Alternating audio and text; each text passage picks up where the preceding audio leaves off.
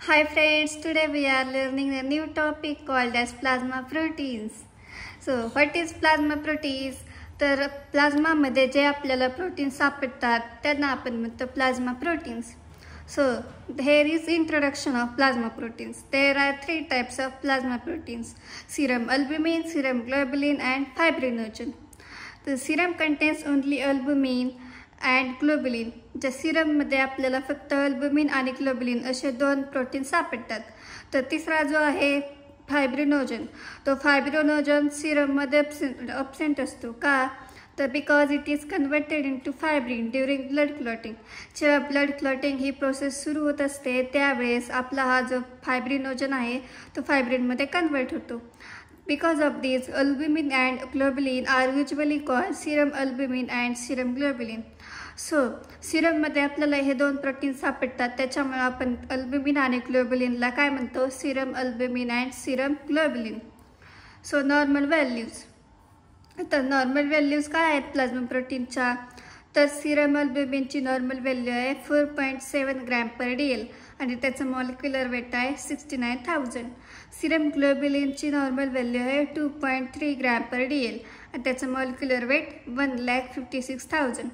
आणि third protein आहे फायब्रिनोजन, तर त्याची normal value 0.3 gram per DL आणि मॉलिक्युलर वेट आहे 4 लाख. तर टोटल प्रोटीन्सची जर आपण टोटल केली त्या नॉर्मल व्हॅल्यूची तर टोटल व्हॅल्यू किती होते प्रोटीन्सची? तर 7.3 gram per DL. Properties of plasma proteins. So there are 4 properties of plasma proteins. First is molecular weight, second is oncotic pressure, third is specific gravity and fourth is buffer action. तर पहिली property आहे molecular weight. तर molecular weight of plasma proteins आपण मागच्या ह्याच्यामध्येच पाहिलं. तर molecular weight आहे serum अल्ब्युमिनचं 69,000, सीरम ग्लोबुलिनचं 1,56,000 आणि फायब्रिनोजनचं 4 लाख. हे झाली पहिली property molecular weight. Second property आहे oncotic pressure. The plasma proteins are responsible for oncotic or osmotic pressure in the blood. आपल्या ब्लडमधलं जे ऑनकोटिक किंवा ऑस्मोटिक प्रेशर आहे त्याच्यासाठी कोण रिस्पॉन्सिबल आहे? तर plasma proteins. The osmotic pressure exerted by proteins in the plasma is called colloidal osmotic pressure. आता जे प्रेशर म्हणजेच ऑस्मोटिक प्रेशर आपले प्लाझ्मामधले प्रोटीन्स एक्झर्ट करतात त्याला आपण काय म्हणतो? Colloidal osmotic pressure. Normally it is about 25 mm of Hg. तर कोलायडल ऑस्मोटिक प्रेशर किती असतं? 25 mm of Hg. तर albumin plays a major role in exerting oncotic pressure. आता अल्ब्युमिन हा जो आहे तो मेजर रोल प्ले करतो ऑनकोटिक प्रेशरमध्ये. आता थर्ड प्रॉपर्टी आहे स्पेसिफिक ग्रॅव्हिटी. आता स्पेसिफिक ग्रॅव्हिटी या किती आहे प्लाझ्मा प्रोटीनची? तर 1.026. आणि last but not least property काय आहे? Buffer action. Acceptance of hydrogen ions is called as buffer action. आता बफर ॲक्शन म्हणजे काय? तर हायड्रोजन आयन्सचं ॲक्सेप्ट करणे त्याला आपण म्हणतो बफर ॲक्शन. तर plasma proteins have 1/6 of total buffering action of the blood. तर प्लाझ्मा प्रोटीनची किती बफरिंग ॲक्शन आहे? तर 1/6. तर ओरिजिन ऑफ प्लाझ्मा प्रोटीन्स. आता ओरिजिन ऑफ प्लाझ्मा प्रोटीन्स दोन याच्यामध्ये आपण बघूया, इन एम्ब्रियो आणि इन ॲडल्ट्स. आता इन एम्ब्रियोमध्ये काय आहे? In embryonic stage plasma proteins are synthesize by the mesenchyme cells. आता एम्ब्रियोनिक स्टेजमध्ये आपले हे प्लाझ्मा प्रोटीन्स कुठून तयार होतात? तर मेसेनकाइम सेल्समधून. तर त्यामध्ये अल्ब्युमिन अगोदर तयार होतो आणि बाकीचे प्रोटीन नंतर तयार होतात. आणि ॲडल्ट्समध्ये काय होतं?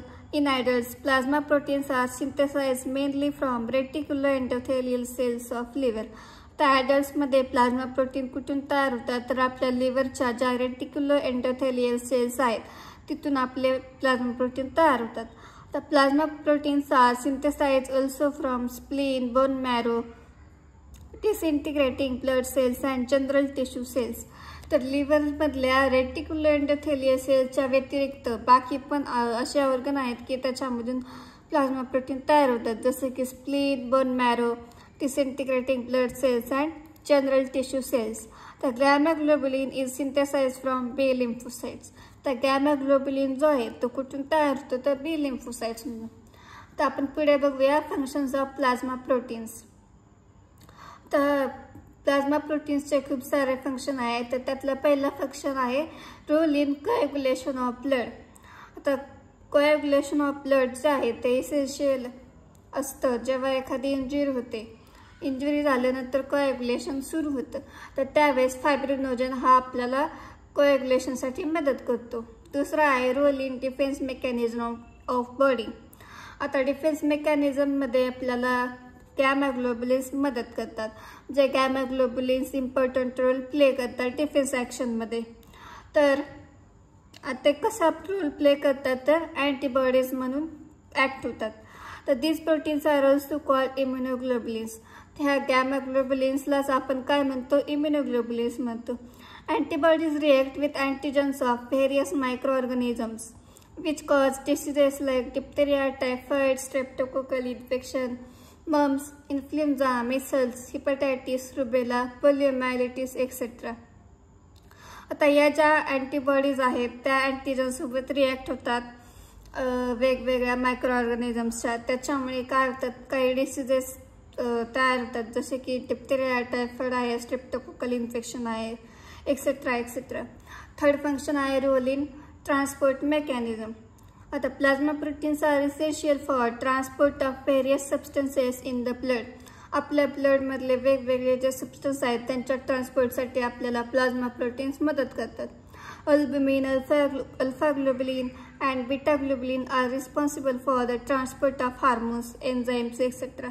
आता आपला हा जो अल्फा ग्लोबुलिन आहे, अल्बुमिन आहे किंवा बीटा ग्लोबुलिन आहे, तर हे प्रोटीन्स जे आहेत ते कशासाठी रिस्पॉन्सिबल आहेत, तर हार्मोन्स आणि एन्झाईमच्या ट्रान्सपोर्टसाठी.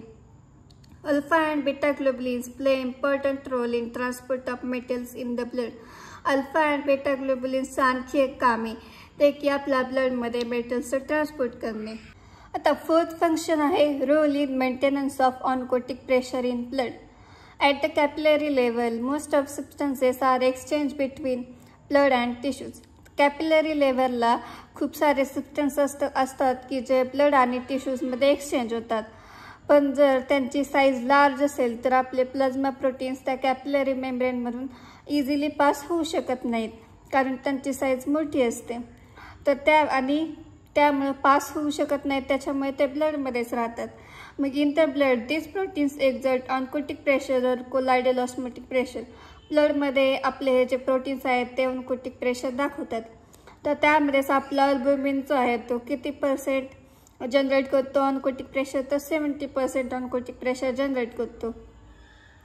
Oncotic pressure exerted by the plasma proteins is about 25 mm of Hg. आता ऑनकोटिक प्रेशर जे प्लाझ्मा प्रोटीन्स एक्झर्ट करतात तर त्याचं किती आहे, 25 mm of Hg. Since the concentration of albumin is more than other plasma proteins, it exerts maximum pressure. आता आपल्या अल्बुमिनचं concentration सर्वात जास्त असतं, त्याच्यामुळे तो मॅक्झिमम प्रेशर एक्झर्ट करतो.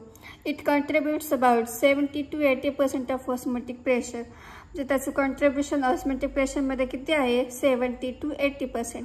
Globulin is the next and fibrinogen exerts least pressure. Albumin नंतर globulin जास्त प्रमाणात करतो आणि त्याच्यानंतर फायब्रिनोजन सर्वात कमी प्रेशर एक्झर्ट करतो.